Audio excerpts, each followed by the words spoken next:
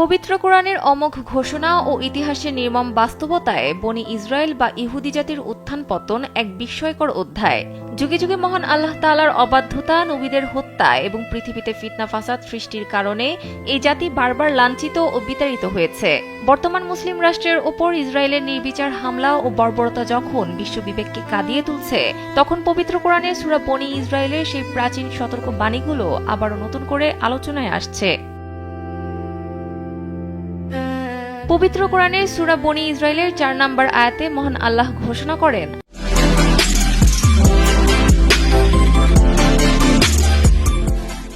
আর আমি বনি ইসরায়েলকে জানিয়ে দিলাম যে তোমরা পৃথিবীতে দুবার বিপর্যয় সৃষ্টি করবে এবং তোমরা অতিশয় অহংকারী হয়ে উঠবে। মহান আল্লাহর এই ঘোষণা থেকে পরিষ্কার যে বনি ইসরায়েল পৃথিবীতে দুবার বিপর্যয় সৃষ্টি করবে। প্রথমবার বনি ইসরায়েলের ক্ষমতাধর হয়েছে, আল্লাহর নবীদের হত্যা এবং বন্দী করার মতো ঘটনা ঘটিয়েছে।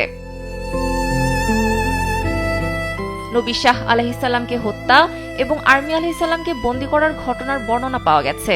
এর শাস্তি স্বরূপ মহান আল্লাহ ব্যাবিলনের অগ্নিপূজক শাসক বখতে নাসরকে ইহুদিদের উপর আধিপত্য দান করেন। খ্রিস্টপূর্ব ৬০০ সালে সেই অভিযানে হাজার হাজার ইহুদি প্রাণ হারায় এবং অনেকে দাসে পরিণত হয়। তবে আল্লাহর রহমতে তারা আবারও ঘুরে দাঁড়ানোর সুযোগ পায়। এই বিষয়ে সূরা বনি ইসরায়েলের ৬ নম্বর আয়াতে বলা হয়েছে, অতঃপর আমি তাদের বিরুদ্ধে তোমাদের জন্য যুদ্ধের পালা ঘুরিয়ে দিলাম, অর্থাৎ বিজয় দান করলাম, তোমাদের ধন সম্পদ সন্তান সন্ততি দ্বারা সাহায্য করলাম এবং তোমাদের করলাম সংখ্যাগরিষ্ঠ, অর্থাৎ বখতে নাসর জালুতের জুলুমের পর মহান আল্লাহ আবারও বনি ইসরায়েলকে ক্ষমতাধর করেন। এরপর আল্লাহ তাআলা তাদের সতর্ক করে বলেন, তোমরা সৎকর্ম করলে তা নিজেদের জন্য করবে, আর মন্দ কর্ম করলেও তাও নিজেদের জন্যই করবে। কিন্তু ক্ষমতার দম্ভে বনি ইসরায়েল আবারও আল্লাহর সতর্কবাণী ভুলে যায়।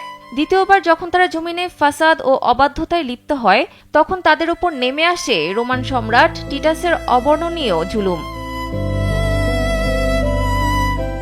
সে জেরুজালেম আক্রমণ করে লাশের পাহাড় জমিয়ে দেয়, পবিত্র ধর্মগ্রন্থগুলোকে পদদলিত করে এবং সুলাইমানি হাইকাল ধ্বংস করে দিয়ে ইহুদিদের চিরদিনের জন্য বাইতুল মুকাদ্দাস থেকে বহিষ্কার করে। এটি ছিল তাদের নিজ হাতের কামাই করা পাপাচারের শাস্তি। এরপরও আল্লাহ তাআলা বনি ইসরায়েলকে অনুগ্রহ করেন। সূরা বনি ইসরায়েলের ৮ নম্বর আয়াতে বলা হয়েছে, সম্ভবত তোমার প্রতিপালক তোমাদের প্রতি দয়া করবেন, কিন্তু তোমরা যদি পূর্ব আচরণের পুনরাবৃত্তি করো তবে আমিও পুনরাবৃত্তি করব, আর জাহান্নামকে আমি করেছি সত্য প্রত্যাখ্যানকারীদের জন্য কারাগার। সেই হিসাবে ইতিহাস ও বর্তমানের প্রেক্ষাপট বিশ্লেষণ করলে দেখা যায়, ইহুদিরা আজও নিজেদের সংশোধন করেনি।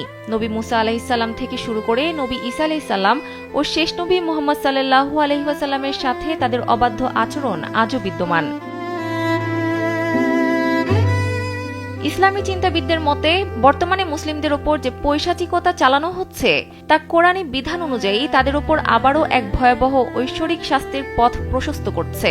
দুনিয়ার এই লাঞ্ছনা ও পরাজয় শেষে পরকালেও তাদের জন্য অপেক্ষা করছে জাহান্নামের কঠিন শাস্তি।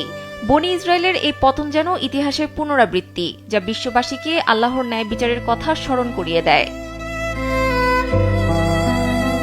সানজিদা ইসলাম, কালবেলা।